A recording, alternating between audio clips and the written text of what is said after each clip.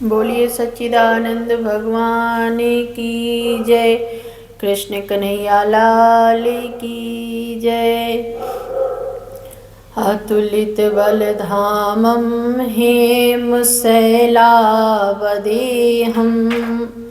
दनुजवन कृशानं ज्ञानिनामाग्रगण्यं सकल गुण निधानं वानराणामधीशं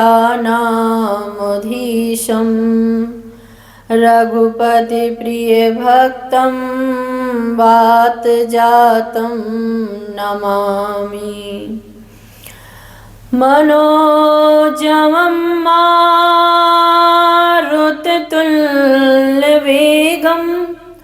जितेन्द्रियं बुद्धिमतां वरिष्ठं वातात्मजं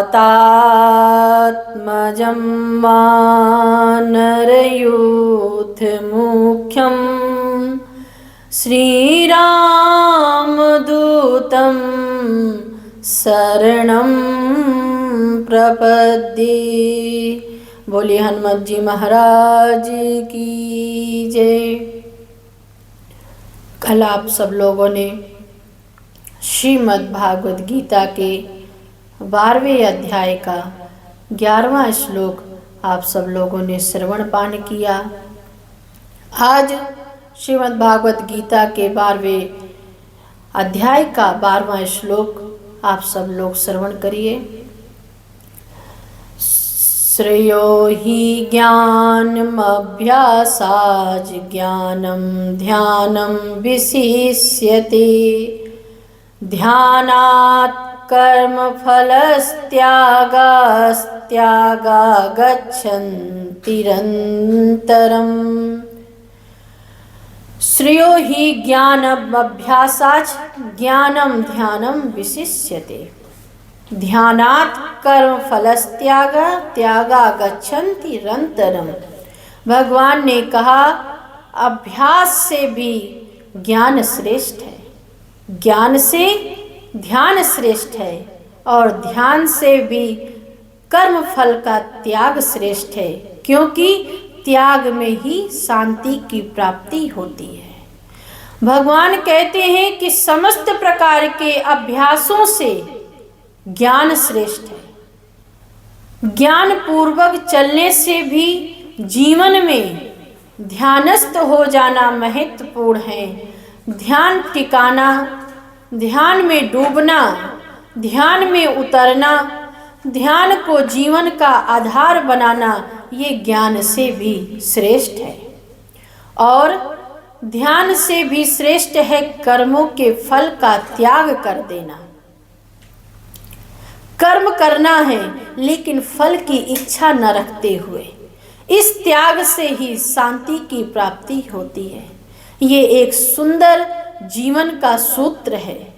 ज्ञान महत्वपूर्ण है लेकिन ज्ञान से भी महत्वपूर्ण है ध्यान। दुनिया में ज्ञानी तो हैं लेकिन ध्यानी बहुत कम है। जिसका ध्यान सफल हो गया, जिसका ध्यान टिक गया, जो ध्यानस्थ हो गए, वे परमात्मा की प्राप्ति करते हैं। निर्विचार होकर बैठना, मन को टिकाना, मस्तिष्क को खो देना, अंदर की शांति से और आनंद का अनुभव करना, फिर ध्यान है। भगवान कहते हैं इससे भी अधिक आनंदप्रद है कर्मों के फल का त्याग। स्वार्थ को छोड़कर परमार्थ के लिए किया गया जो भी कार्य है वह है सेवा, सहयोग है, सद्भावना है, क्योंकि उसमें करुणा है और ऐसा कार्य परमात्मा स्वीकार करते हैं। आगे भगवान श्री कृष्ण अपने प्यारे भक्त की पहचान बताते हैं। वे कहते हैं अर्जुन से कि हे अर्जुन, जिन्हें मैं प्यार करता हूँ, जो मेरे प्रिय हैं, उनकी पहचान तुम्हें मैं बताता हूँ। एक तो वे लोग हैं जो भगवान को प्यार करते हैं और एक वे भी हैं जिनको परमात्मा का अद्भुत प्यार मिलता है, जिन्हें भगवान स्वयं प्यार करते हैं। भगवान श्री कृष्ण कहते हैं कि अर्जुन, मैं उनकी विशेषता, उनकी पहचान बताता हूँ। अदृष्टा सर्वभूतानां मैत्रा करुण एव च निर्ममो निरंकार सम दुख सुखाक्षमी। अदृष्टा सर्वभूतानां मैत्रा करुण एव च निर्ममो निरहंकार सम दुख सुखाक्षमी।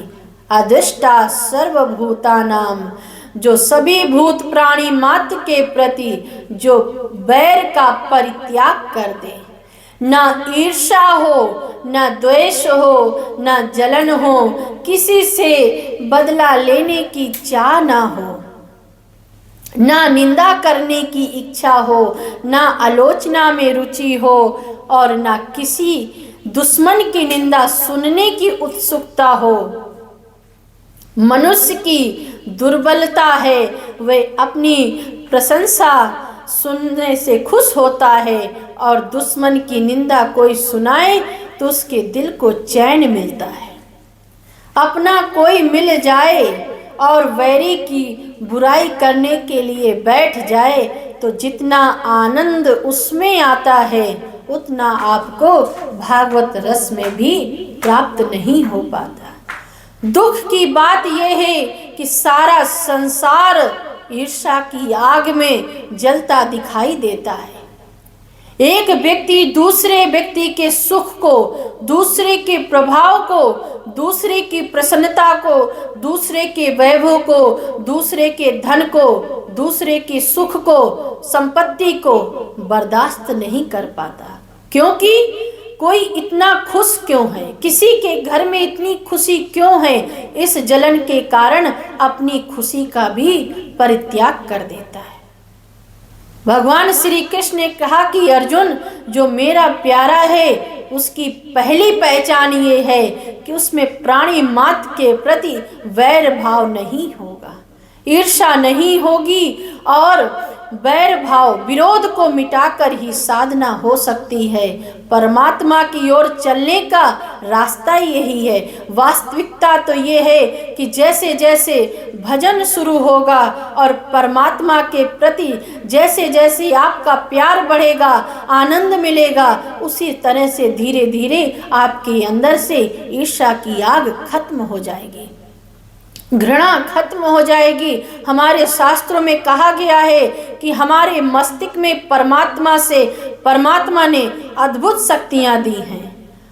अगर आपने हृदय में, अपने मस्तिष्क में किसी के लिए प्रेम के संवाद संप्रेषित करते हैं तो वो उनके मन में वैर है, उस पर आपके प्रेम की तरंगे कहीं ना कहीं आपके ऊपर असर करती हैं। दूसरा व्यक्ति अपने वैर की आग बुझाए ना बुझाए, हमें तो अपनी आग, अपनी जलन बुझा ही लेनी चाहिए। इसके बाद आपको कल श्रवण कराएंगे। बोलिए सच्चिदानंद भगवान की जय।